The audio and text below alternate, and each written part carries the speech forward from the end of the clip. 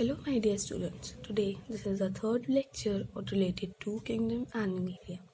So, in the previous lecture, I have told you about the invertebrates and I have explained about the class Pisces of vertebrates. I have told about different characters of vertebrates and why they have streamlined body, why they have fins present in their body. So different characters were explained on the previous lecture. So today I begin with the another classes of vertebrates, that is the class amphibia, the class reptilia, the class apes and the class mammals. So let's begin with the first class of vertebrate, that is the class amphibia.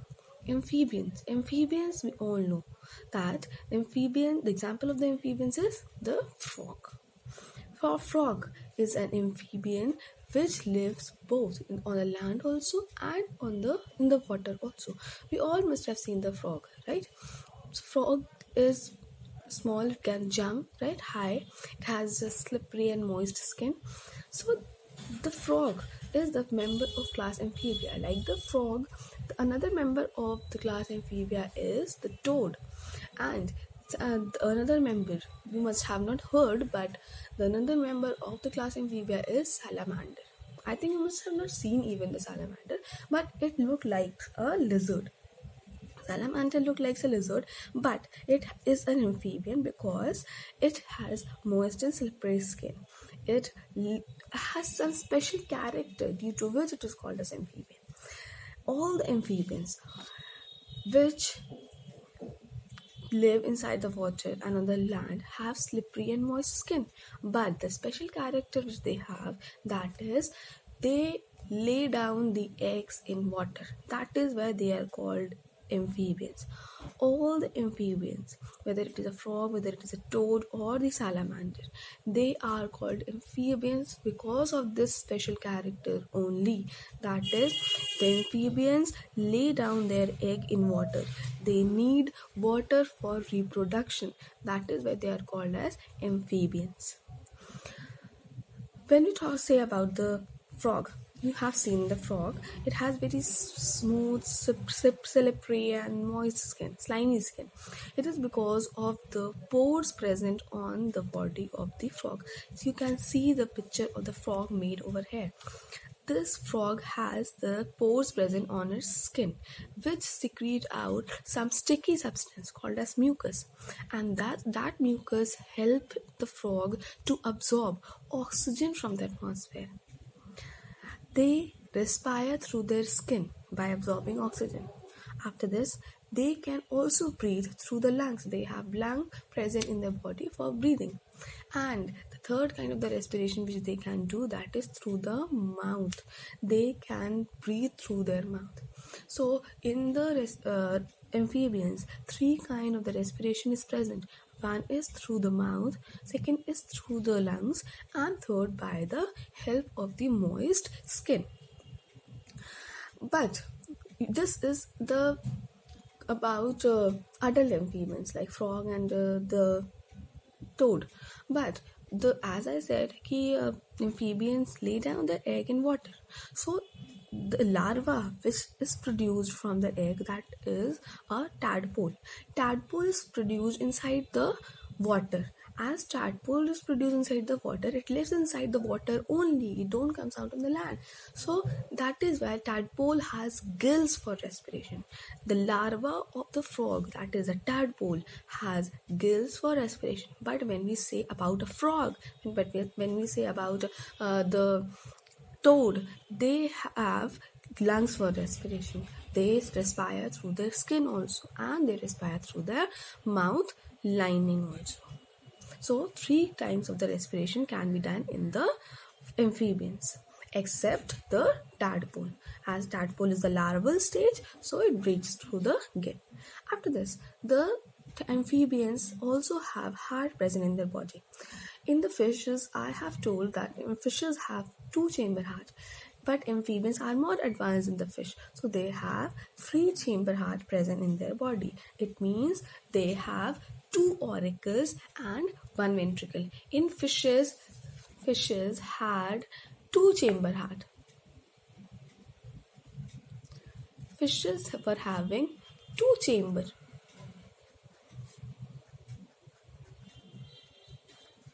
That is one auricle plus one ventricle.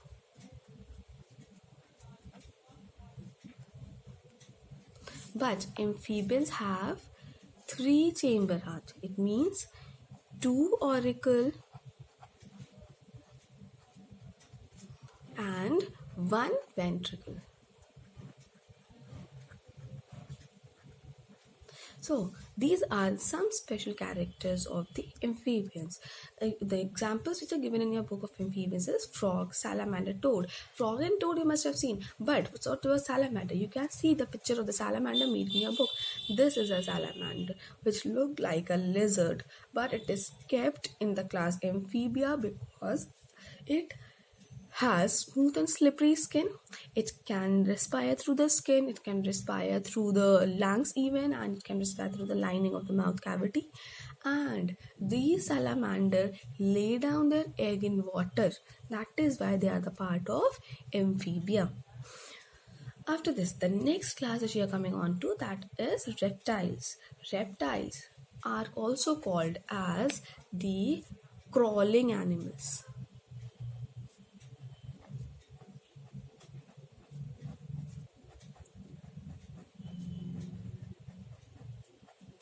These are the crawling animals as they crawl on the land. They move on the land slowly. That is why they are called as crawling animals. All the reptiles live mainly on the land.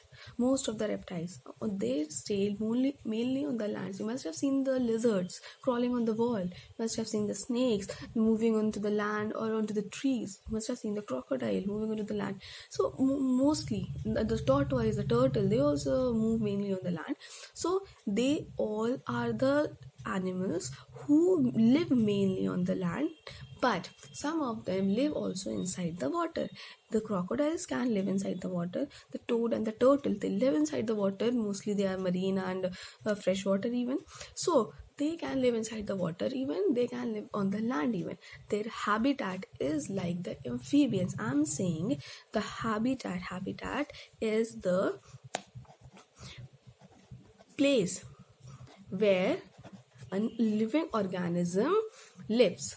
That is a habitat. Habitat is like amphibian.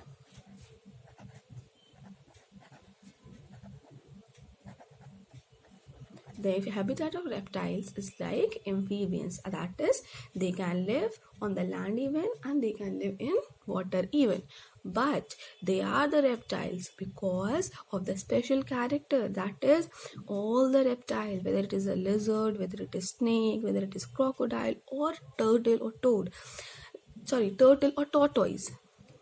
Whether it is snake, crocodile, turtle, tortoise, whatsoever, they all are going to lay down their egg on the land. They give their egg on land. That is why they are reptiles.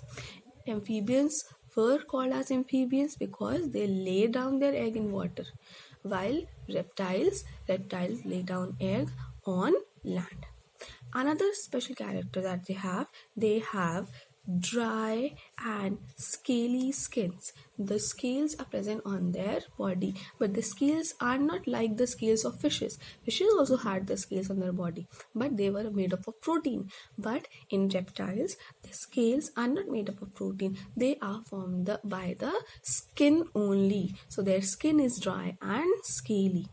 After this, all the reptiles are having two pairs of the limbs. They also have fingers. The digits which is written over here, that is finger. Fingers they have.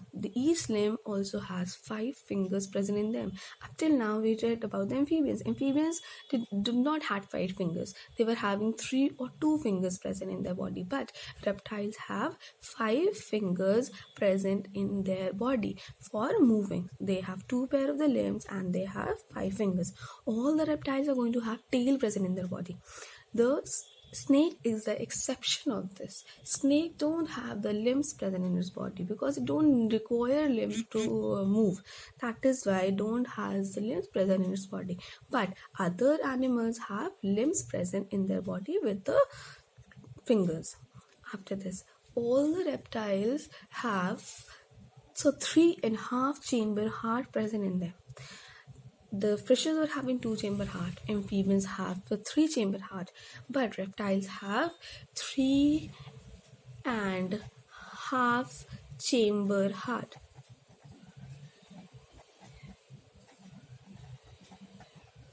All the reptiles are going to have 3.5 chamber heart. The exception is the crocodile. Crocodile has 4 chamber heart.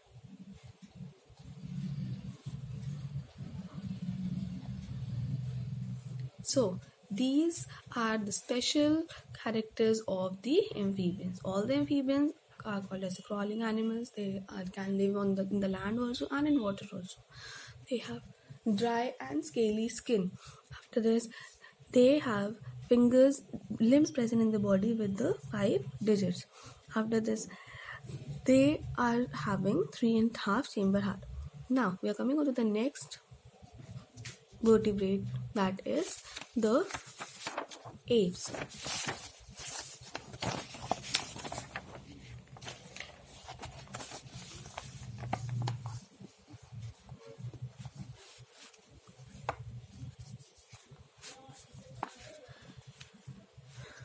The reptiles are also called as the cold-blooded animals. Why? Because their body temperature changes according to the environmental temperature. As they need to survive, they need to change their temperature according to the environment. That is why they are also called as cold-blooded animals.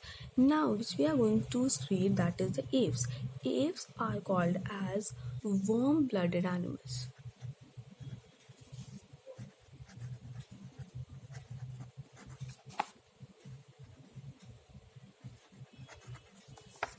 Apes are the warm-blooded animals because their body temperature does not change according to the environmental temperature. It remains the same.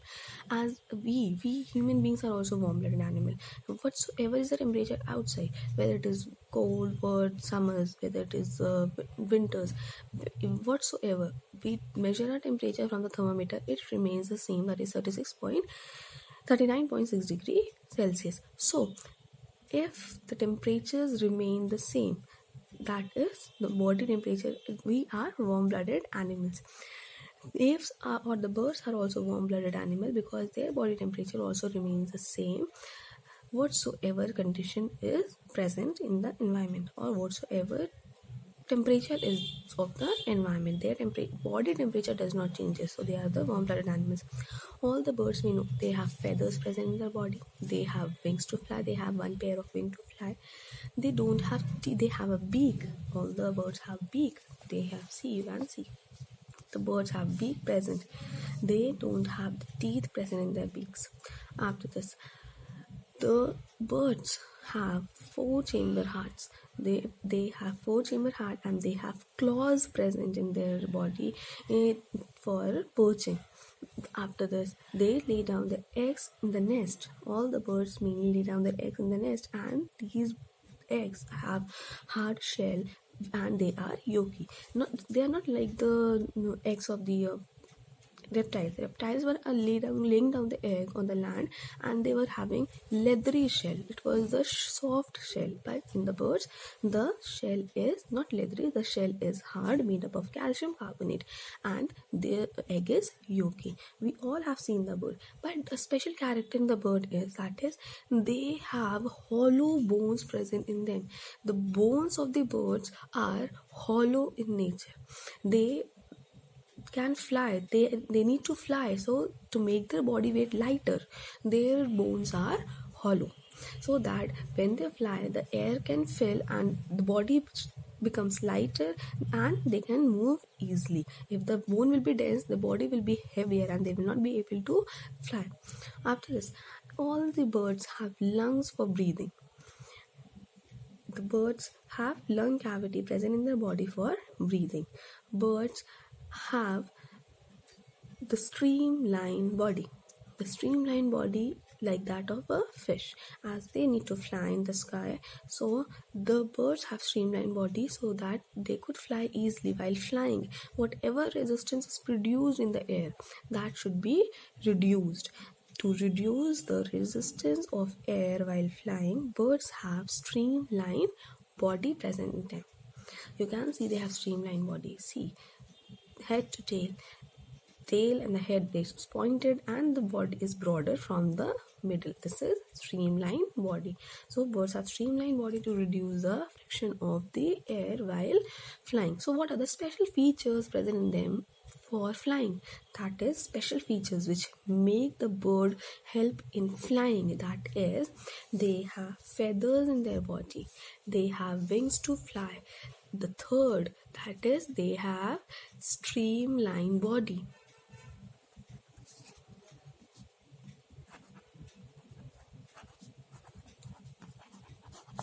And the fourth one, that is, they have hollow bone.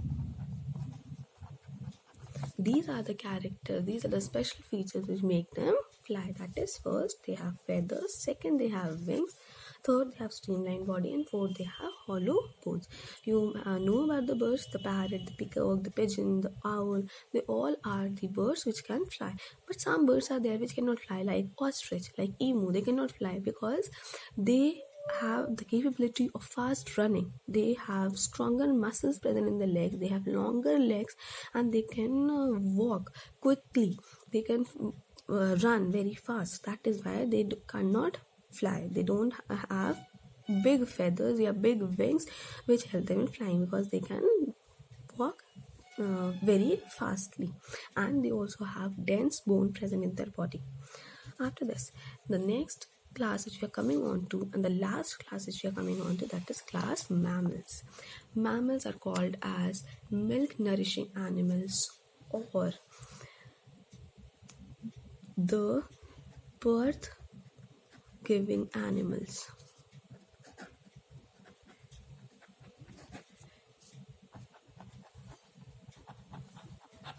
They are the most advanced animals present.